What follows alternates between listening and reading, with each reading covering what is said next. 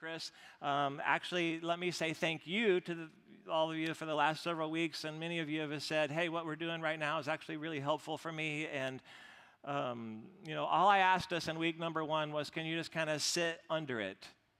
Can we sit in it and just kind of see, what God does with all of it? And we've done that. You've done that. Let me say thank you to all. I love that we're not shying away from the conversation, and I hope that we're actually going to be on the path to healing. So, kids warning, if you didn't hear it, these services are middle school and above. It's probably why we had so many kids back there last week. Love it. But anyway, I'm dying all week to say this. We've come to the climax of the series. The grand conclusion, we're going to be in Psalm 32 this morning if you want to follow in the Bible. I heard about a pastor by the name of Jean LaRue, and he went to visit a support group for sexual addiction. And the evening he was there, someone stood up, they introduced themselves, and they began to share their struggle. And they began to say, okay, this last week I was on my way home, and I wanted to stop at the strip club, and when I passed it, I wanted to go in. And when he said that, a number of people who are in this group actually raised their hands. And so Pastor LaRue says, well, I really thought that was really strange. This guy's pouring out his heart here right now, and these people are trying to interrupt and ask questions. Well, he continues on with the story to say, hey, I parked in the lot, and then I actually walked inside, and again, a number of people just raised their hands while he's telling the story, and it's like, man, this is really disruptive, but he didn't miss a beat, and he kept on describing a number of things that he actually chose to do on that particular night. And then he said, I walked out to my car after that evening. I was feeling guilt, I was feeling a lot of shame, and I was sure that God couldn't love me. And at that point, he said, every single hand in the room was raised, okay, except John. So after the meeting is over, he's talking to the director, and he's saying, hey, listen, this guy's just pouring out his heart in there, and people are raising their hands, like, what's going on? And the director says, well, we only have one rule around here, and the rule is we do not struggle alone. And so if you're in the room listening and you've struggled with it too, then you have to raise your hand, okay? Because we're all in this together. And I really think that we're becoming those kinds of people around here, and we're kind of becoming that kind of a church that no matter what the issue is, but especially during this particular series, that we would see a room full of raised hands, right, and not pointed fingers. And I think that's what's happening here. So we're going to show a story today that required a lot of courage to tell, but I think it's going to be so very helpful for us today. And, we tend to applaud a lot of times after someone's baptized, and we applaud after, we'll tell a great, story about impact that the church is having, in the community, and we tend to applaud after a lot of stories that we tell like this one. And maybe you'll do that today. That would be perfectly appropriate. But maybe also, okay, whether it's emotionally or mentally, but maybe even physically at the end of it, you might go, okay, yeah, me too. And we do that because, we all have some brokenness in our life, I think. And it might be something that, you did, it was your choice. It might be something that somebody else did and it landed on you, or it was something, someone gave us a really bad vision of what God's design was and what it could be. And so wherever we have brokenness in this regard, this is what we're going to do today. If we acknowledge it and confess it, it can actually break the power that it has over us. But if we actually allow it to remain hidden, then shame is what grows, and we don't experience the freedom that God desires for us to experience. So I want us to go to the book of Psalm 32. It's written by David, shepherd boy David and Goliath, that David, King David, but he's writing after one of his more infamous moments, and it's after an affair he has with a woman by the name of Bathsheba. Now, I'm not going to read that for you or go into great detail about it. We're actually going to hit that this summer in our summer series, but it's basically a time when David should have been out to war, okay? He should have been doing something else, leading his troops, but he stayed behind. And one evening he walks up on his rooftop of the palace, and a lot of people say that that's not accidental. It's not like he just I can't believe what I just saw. A lot of people say that he probably knew what he was going to find when he went up there, and what he found was a woman who's actually bathing, and this is very common, okay? Because the water they would store on their rooftop would warm up during the day, and then you could have a nice warm bath in the evening, and most people kind of knew that. And, David lives in the palace. He's got the best view of everyone around. He can see absolutely everything, okay? And so David says, that's the woman, bring Bathsheba over to the palace. He sleeps with her. She becomes pregnant. And then David goes into scramble mode, right? And so he brings the husband home from battle, okay, hoping that he'll go home, be with his wife, maybe sleep with her. He doesn't. So David goes, okay, we need to arrange to have this man be killed. That seems to be the solution. And then after which she moves into the palace as David's wife. And they go, oh, whew, okay, that was a close one. Except God sends someone, okay, to confront David. And David experiences a lot of brokenness and confession. And then it seems like he takes out his pen and he begins to write. What we get is Psalm 32, and he starts this way. He says, how joyful is the one whose transgression is forgiven, whose sin is covered. How joyful is a person whom the Lord does not charge with iniquity and whose spirit is no deceit. And he's just saying, listen, if God has forgiven you, then you've got some reasons for joy. And if your past isn't being held against you, then you can find freedom. And David's going to outline for us really kind of a journey to get here, okay? But he starts the healing part by being really, really direct. And you read what he just said right there. He says, it was my sin that actually caused all of this. And I would just point us back to the last few weeks where we've mentioned this phrase that we find in the scripture specific to what we're talking about, sexual immorality, okay? We've looked at that a few times, where it's really this broad term that kind of includes anything and then everything outside of God's design. And we spent some time on this, God's design, Genesis 1 and 2. Jesus reaffirmed it, Matthew chapter 19. Last week, Chris and I read through the writings of a guy named Paul, 1 Corinthians 7. They're all kind of saying the same thing, a man and a woman, committed, loving, safe, secure, married relationship. David's adultery is clearly outside of that design. And a lot of times when we kind of end up in David's situation, we'll say things like, listen, I know I made a mistake, right? I had a moment of indiscretion.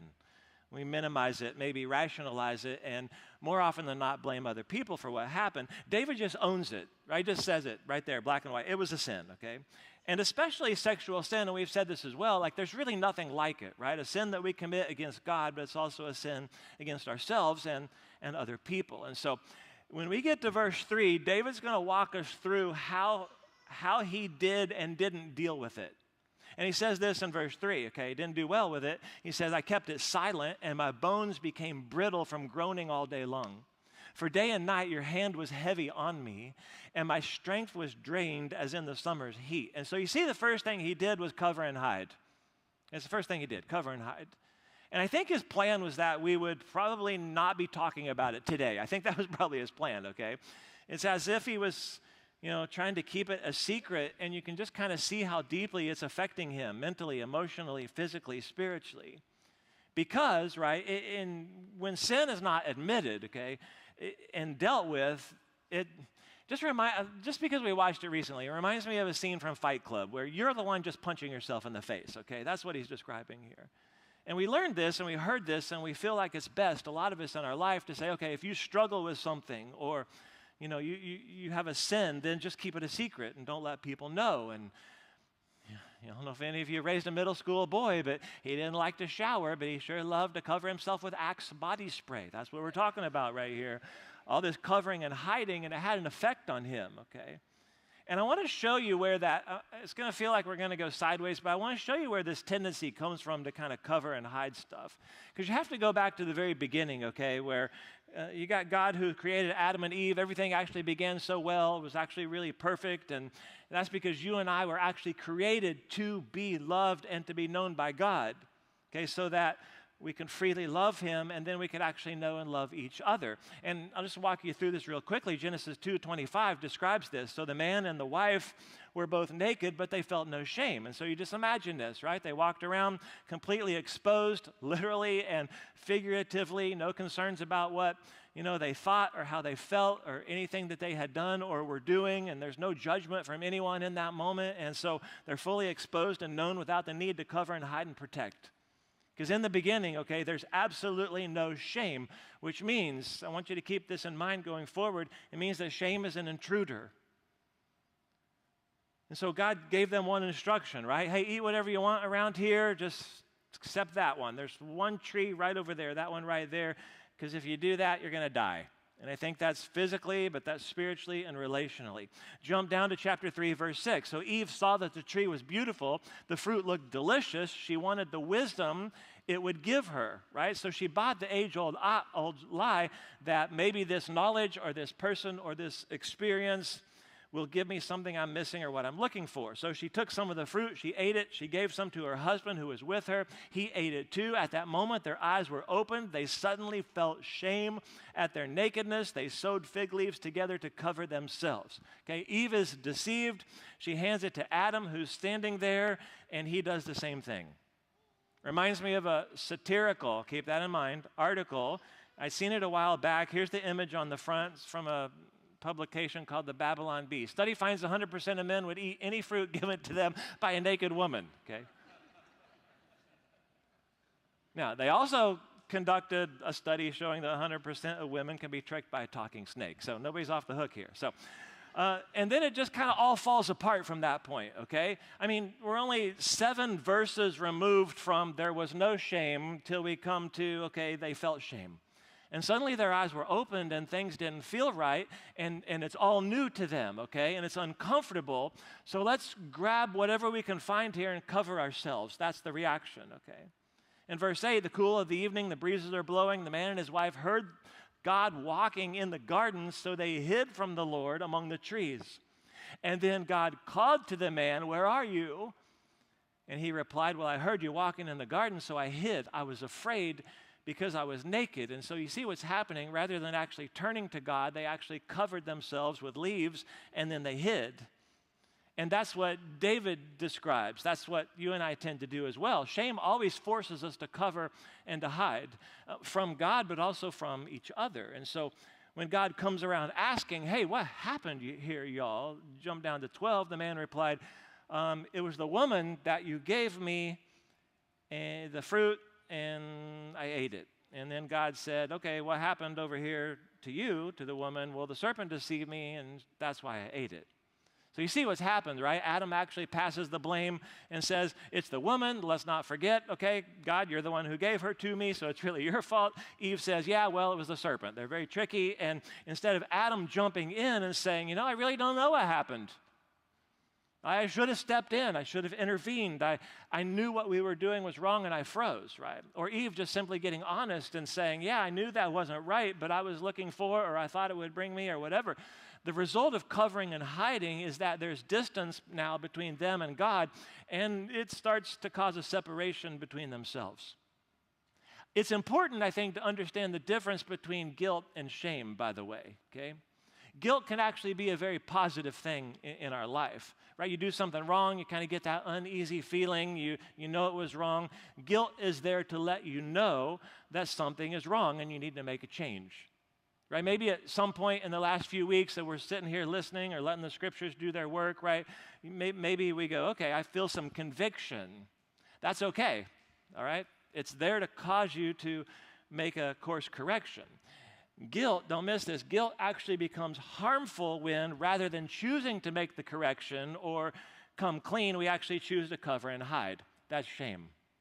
Okay, shame grows, and then it feeds off of all the lies and the insecurities that we tend to carry. So you can think about it this way, okay, is that guilt will mostly be about the things that we have done. Shame will mostly be about who we are. Okay, I feel guilty because I did something wrong. I lied to my mom. Okay, I feel shame because I'm not the person that my mom wanted me to be. They're different, okay? And there's a certain fear, okay, that always gets attached to that.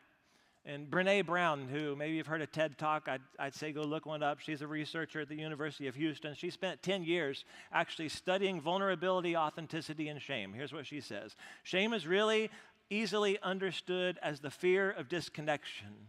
Like, is there something about me that if other people know it or see it, that I won't be worthy of connection? See, what she's saying right there is that shame comes with a question, and the question is, if people really knew me, would they still love me? Right? If they see and they know what I've done or what's happened to me, then maybe they won't think of me the way that I want them to think of me. By the way, shame plays out entirely different for the most part between genders. Okay, for women, shame is you got to do it all and do it perfectly and never let them see you sweat. For women, okay, it's these conflicting, competing, unattainable expectations about who you're supposed to be. For men, shame plays out in basically one thing: do not be perceived as weak. Right? If you don't have what it takes, then fake it. And so shame forces us to cover up and hide so that nobody really knows. And unfortunately, when we do this, right, we cover up and we hide, we stay in it. And we actually keep returning to it over and over and over again. And so the thing that was the sin, all right, if we don't deal with it, is the thing many of us will return to try to deal with the sin. Hopefully that makes sense. So here's a question. I just want to continue to go sideways for a second. Like, why do I stay in what I'll call an unwanted sexual sin? And I thought this was so helpful. I want to run through it rather quickly and then just tell you to go get the book, okay? So you can find it on our resource page, a book called Unwanted. And I just want you to hear how he describes unwanted sexual behavior. Any sexual behavior that continues to persist in our lives despite our best efforts to change it.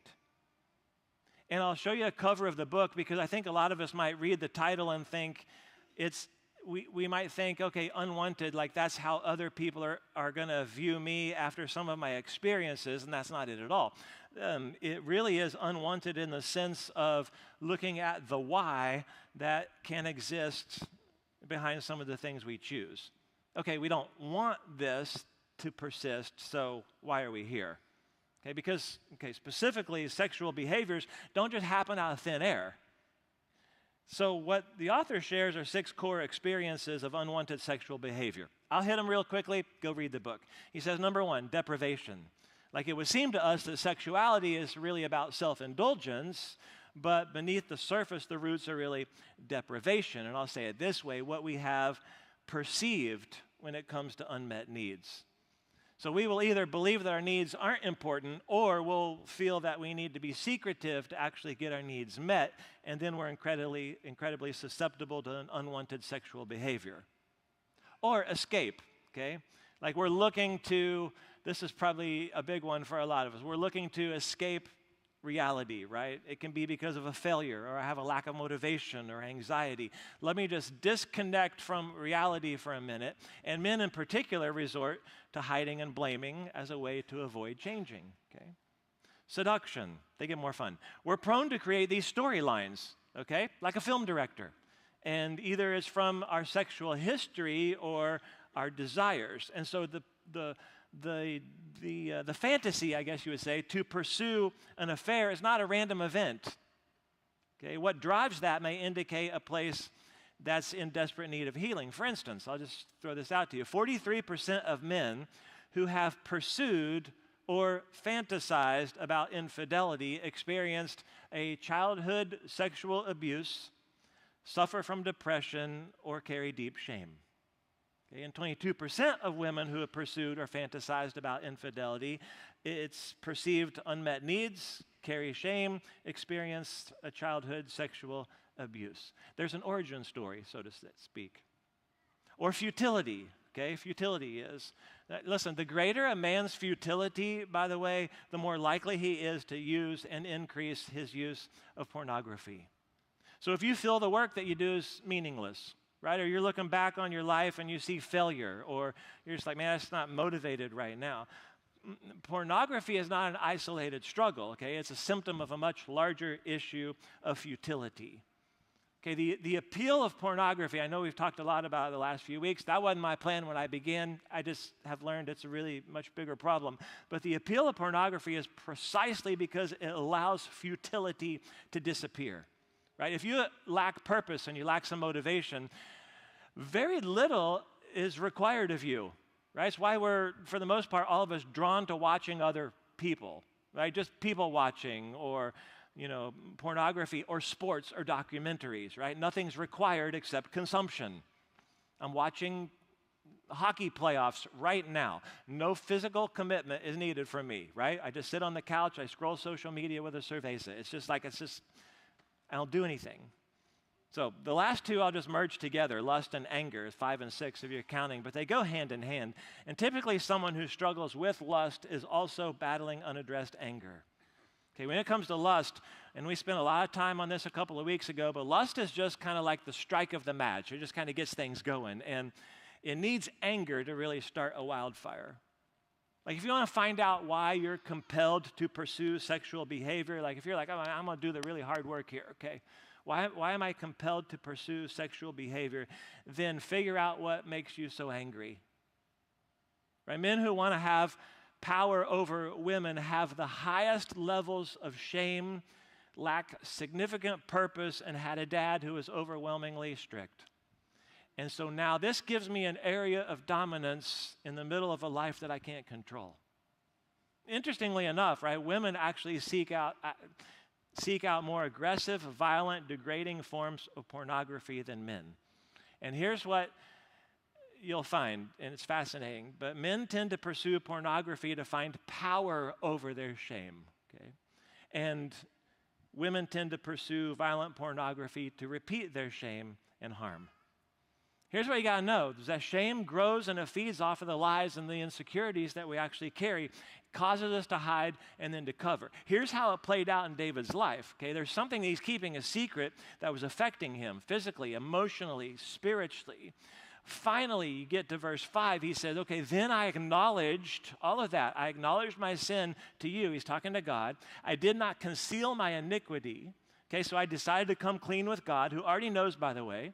He said, I will confess my transgressions to the Lord. Okay, I'm going to pull off the covers, however you want to describe it, peel back the layers.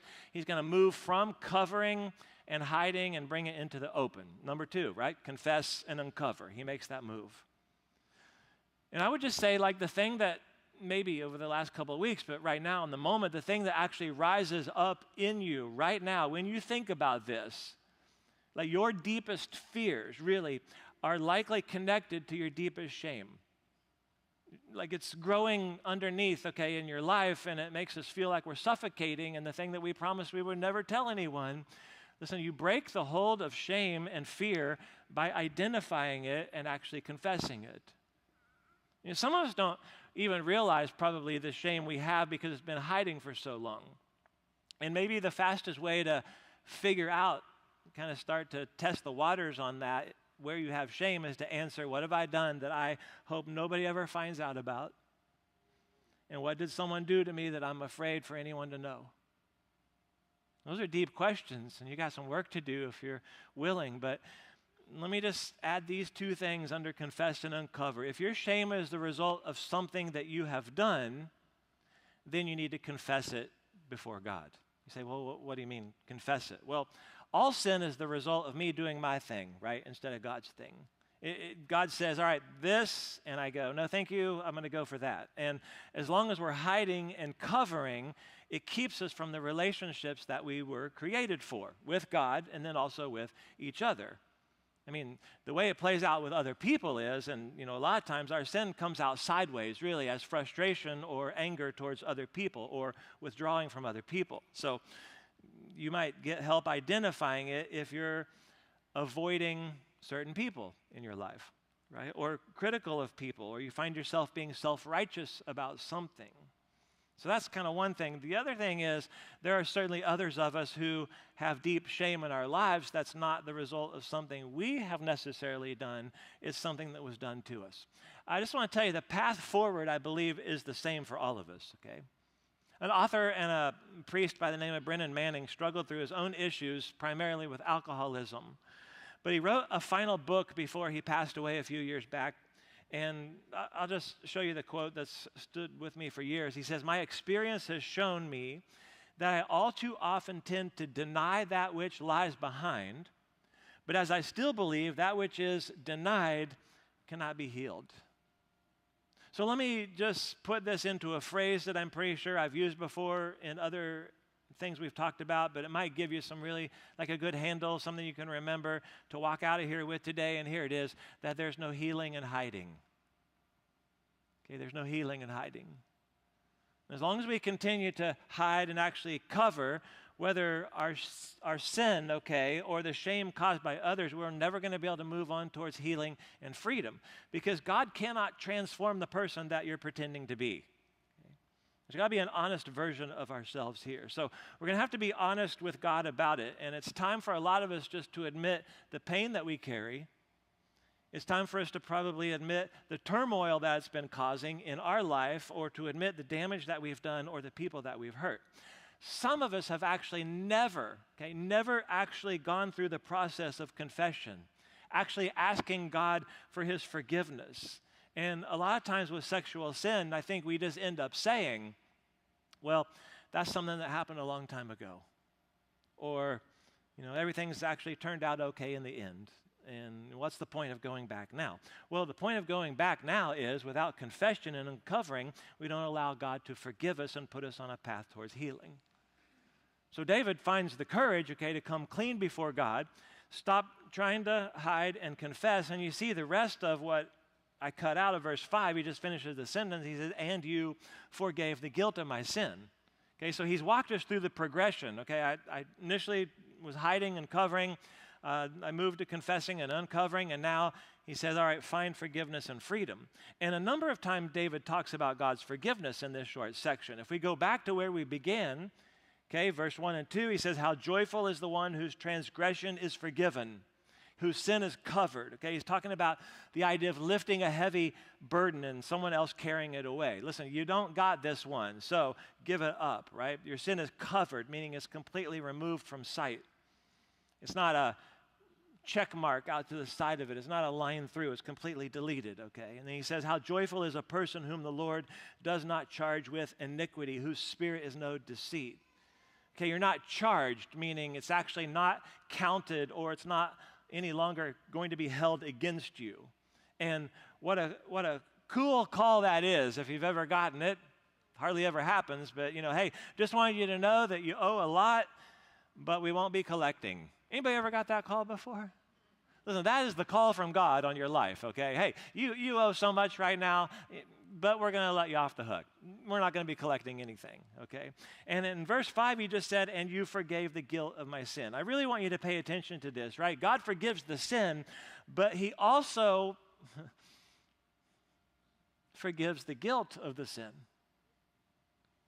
And I'm just kind of thinking through it this week, going, man, I'm actually really excited that some of us could actually see that not only can we be forgiven, but the guilt that we sometimes carry and actually punish ourselves with, that could actually be removed when we go through confession and uncovering.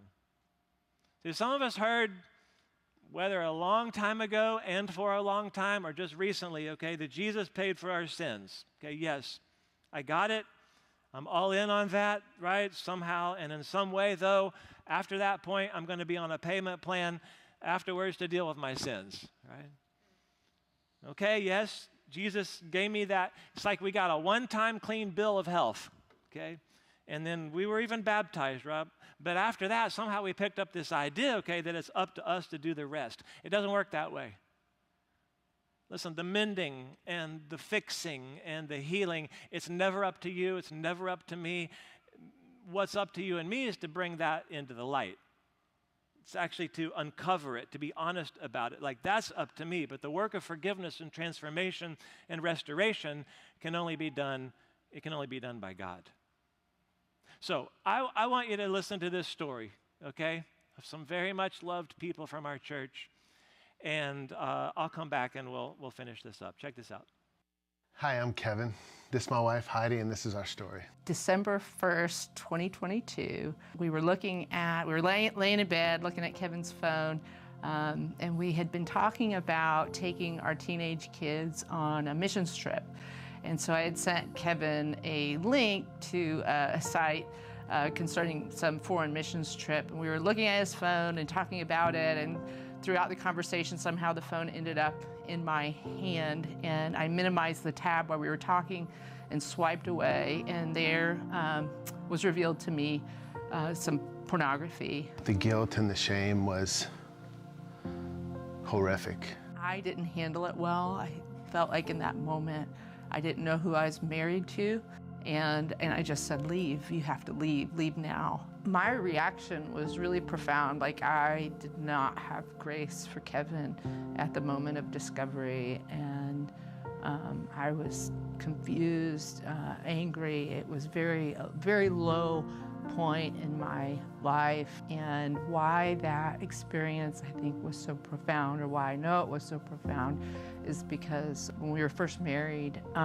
it was a small wedding. He had just started a position with a federal agency, and we got married before we moved across the state for him to take the job. The next day, we were loading things into a moving truck, and Kevin's phone was sitting on the kitchen counter, and he was taking some boxes out to the moving truck, and his phone was ringing. And I'm really not the type to pick up somebody's phone, but just something told me to pick it up, and I did. And on the other end of the phone was a young lady. I arrived to our relationship with a lot of sexual brokenness, with a lot of shame, with a lot of pain from my past, from my childhood, from my military trauma that I had never dealt with. And so I was using pornography and lustful behavior, promiscuity, to deal with that pain. So through that pain, I thought getting engaged and getting married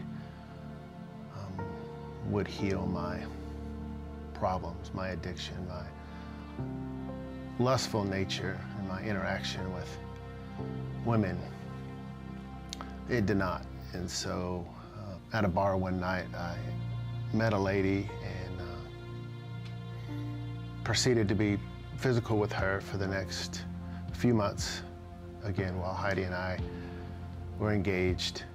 Kevin first denied it, and then came to admit, yeah, he had been seeing somebody while he was away. We were in this crappy rent house, and I think like within the next day or two, he had his first mission trip out of town, and here I was left by myself. And that was so hard, because I really felt even more betrayed by God in a lot of respects in that moment. Fast forward to December 1st, 2022, that moment, it brought me right back to me on my hands and knees in that crappy rent house. As confusing as it was, and how I didn't understand how I had, I felt like I had fasted and I had prayed, and like this was the guy that I prayed about, and I was always so confused. And then my counselor told me one day that was really profound for me.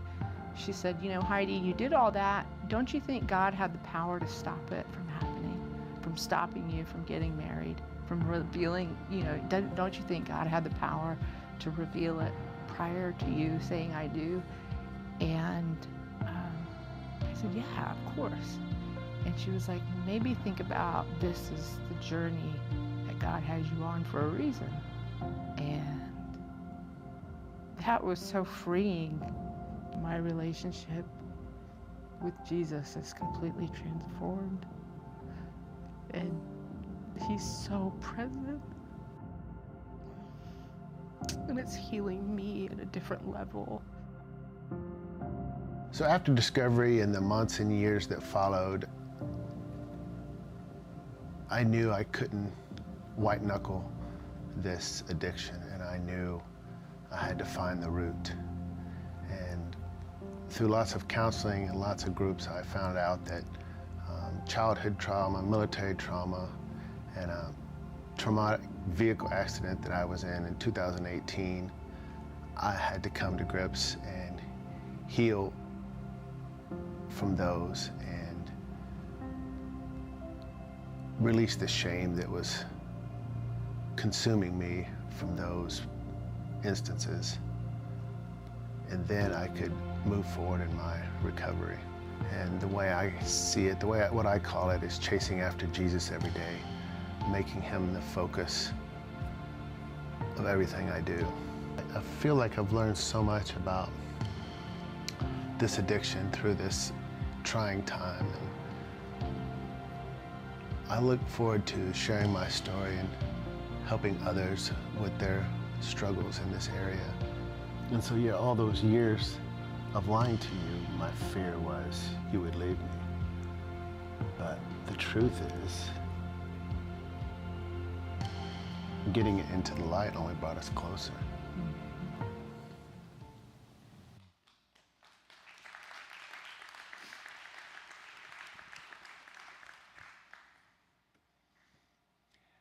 I thought at least one person would raise their hand. That's okay. We're going to give you a chance to do that here in a second.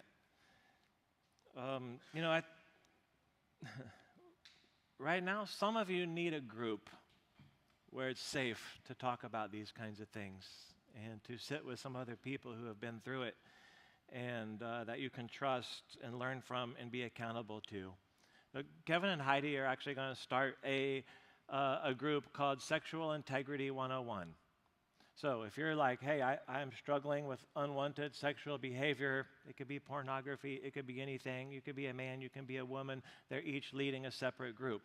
And so just to make it not awkward for anyone, even though I think it would be a courageous step, right now in this moment, if you use the device on the back of your chair, it will take you to all the groups. So there's a lot of groups coming up this summer. That's one of them. Okay, and you might just express interest in it. But you can find groups for Rooted, and you can find groups for Financial Peace University. So you can go there right now, do a group. Let me wrap up today by inviting you to prayer, okay? And so a group of religious people came to Jesus one day, and they happened to catch a woman in the act of adultery. The punishment for which is that they would stone her, okay? And so they're going to use her as a prop, and we're going to catch Jesus. And so Jesus, what should we do? Because if he lets her go, then, well, he doesn't follow God's laws. If he stones her, well, he's just cold and heartless like everybody else. So, no win. And maybe you know this one, right? And Jesus says, okay, well, here's what we're going to do. The one without sin is going to throw the first stone. And then one by one, they all kind of walk away until it's just Jesus standing there with this woman. And Jesus never brought things to the surface of a person's life to shame them. He only brought things to the surface so that he could actually heal them. And in simple words, he just simply says, okay, no one condemns you? She's like, no. He goes, okay, well, neither do I. Like the one person who had the power to make that judgment actually chooses not to do it. And so in tenderness and compassion and the grace of Jesus. But then he says one more thing before they walk away, right? He says, okay, listen, final note here. All right, just go. But from now on, okay, don't do this anymore.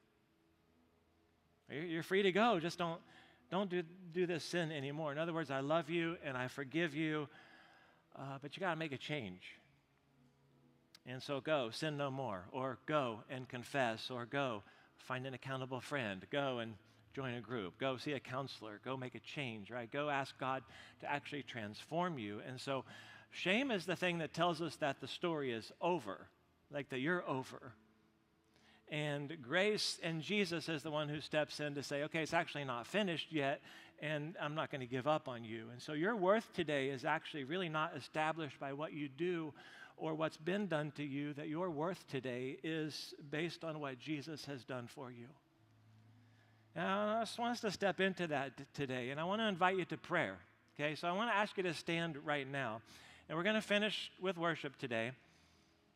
You're going to get songs 3 and 4 today, so you're going to love it.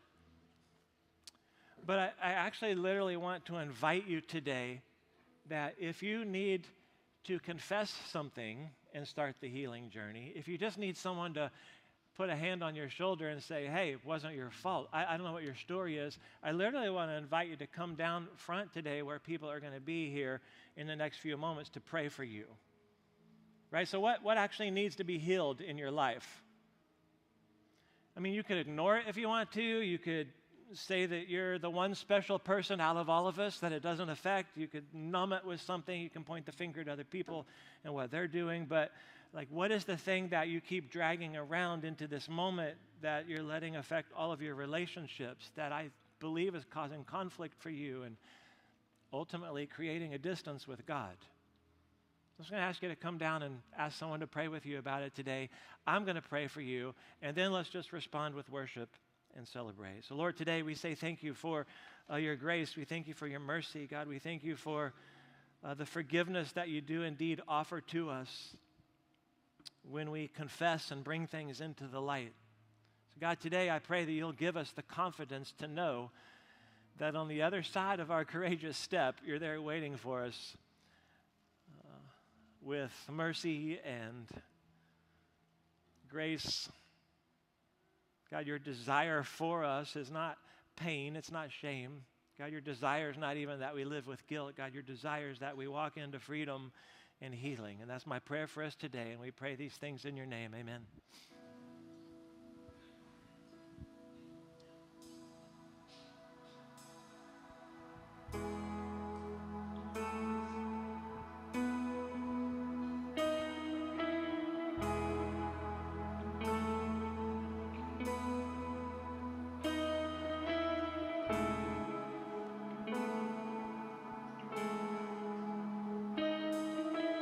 I just want to speak the name of Jesus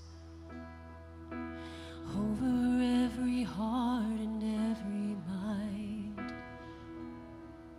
'cause I know there is peace within your presence. I speak Jesus.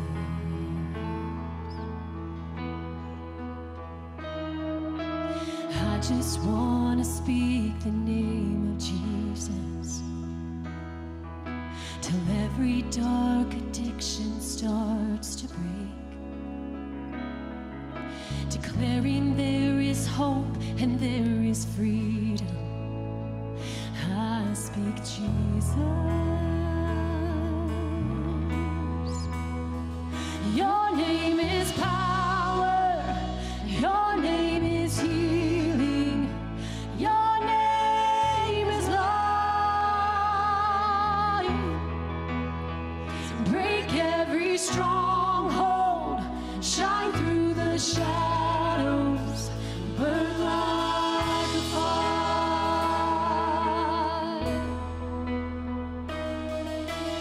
I just want to speak the name of Jesus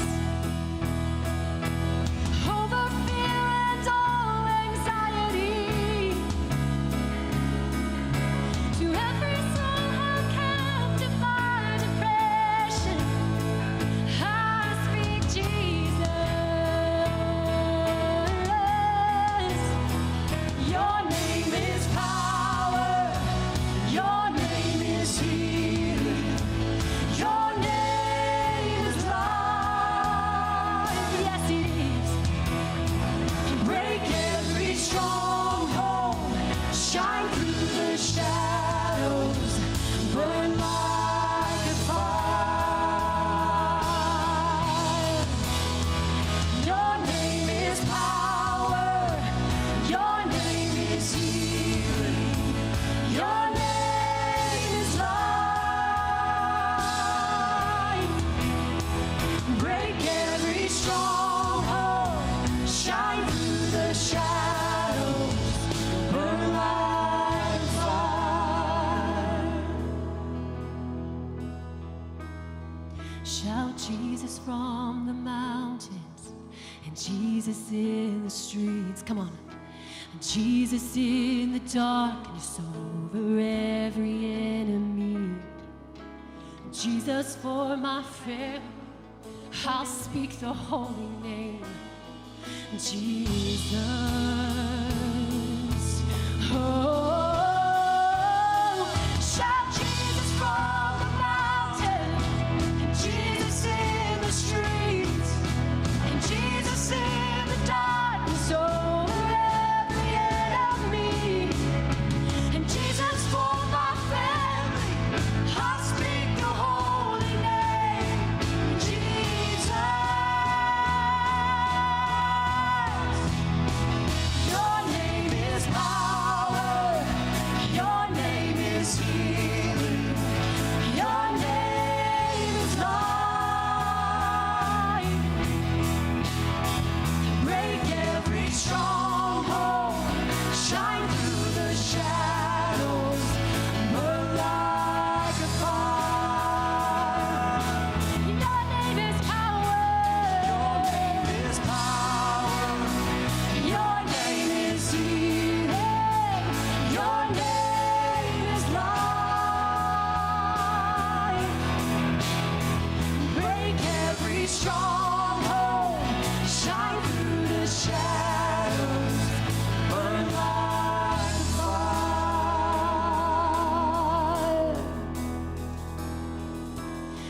just want to speak the name of Jesus over every heart and every mind. 'Cause I know there is peace within your presence. I speak Jesus.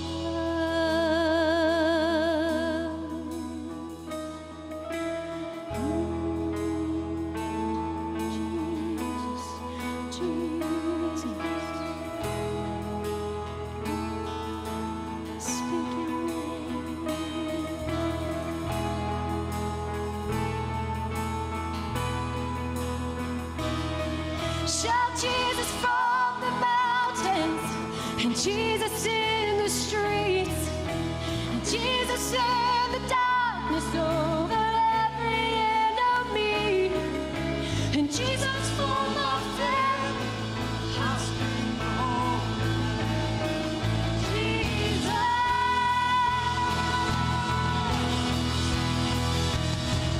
Shout Jesus from the mountains, Jesus in the streets, Jesus in the darkness over every enemy, and Jesus for my family. I'll speak your holy name, Jesus.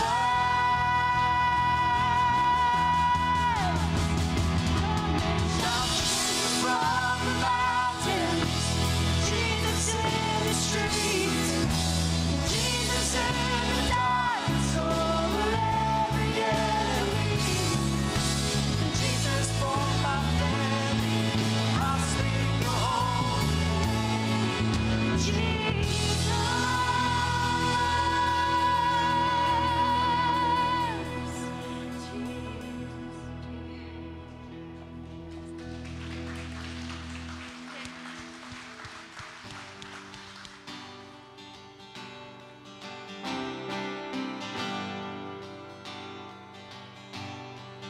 I searched the world,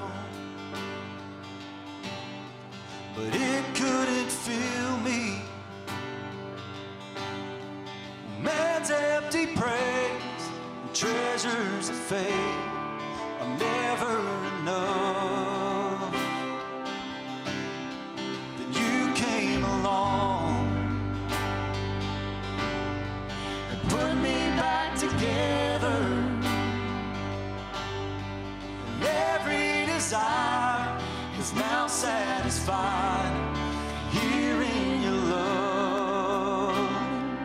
Oh, there's nothing that's better than you. There's nothing that's better than you, Lord. There's nothing, nothing is better than you.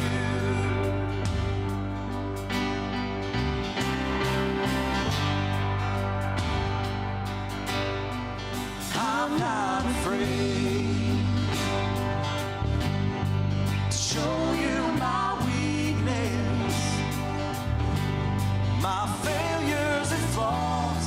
Lord, you've seen them all, and you still call me friend. 'Cause the God of the mountain is the God of the valley. There's not a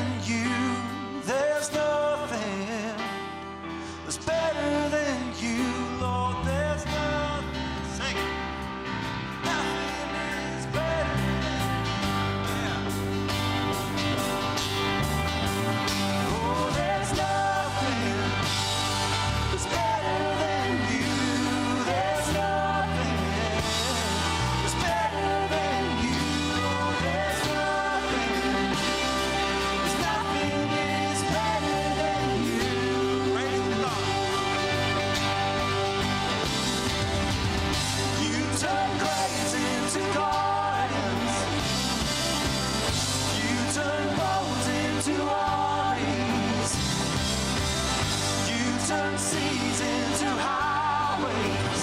You're the only one who can. You turn graves into gardens. You turn bones into armies. You turn seas into highways. You're the only one who can. You're the only one who can. You're the only one who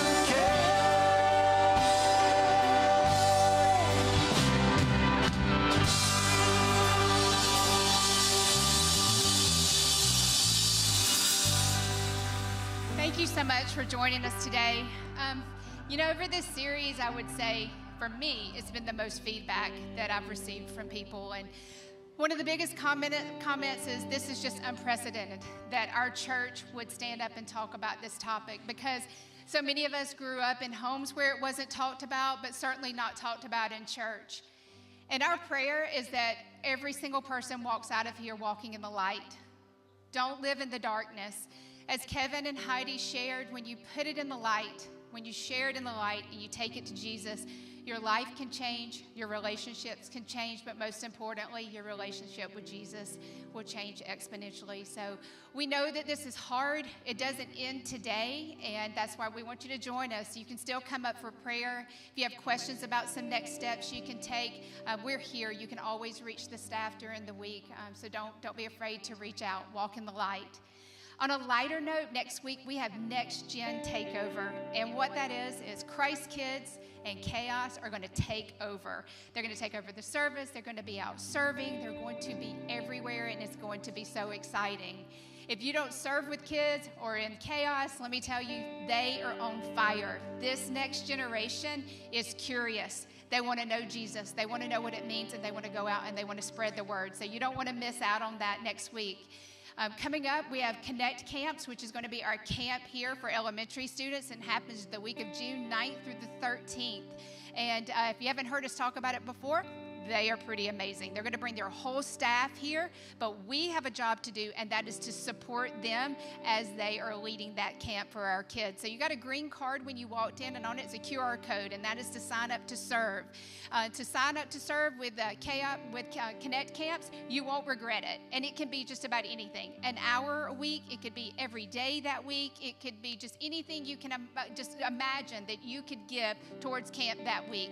If you don't necessarily want to be with kids, that's okay. You can help prepare the snacks for them to eat so they don't get hangry during the day, okay?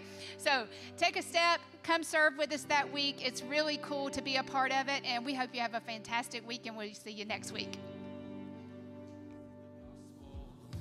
This is the good news.